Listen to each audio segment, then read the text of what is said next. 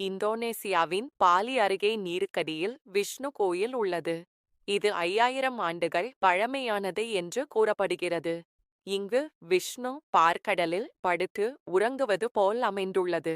உள்ளூர்வாசிகள் இந்த இடத்தை புதிய ஸ்கூபா டைவிங் ஸ்பாட் பெர்மியூட்டரன் பீச் என்று அழைக்கிறார்கள். அங்கு கடல் நீருக்கு அடியில் பல சிற்பங்கள் காணப்படுகின்றன. அதன் வீடியோ இப்போது. நன்றி, வணக்கம்.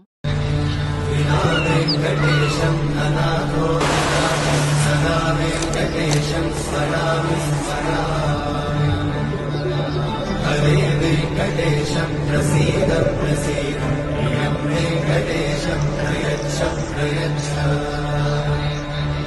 विना वेङ्कटेशं दनाथो दनाथ सदा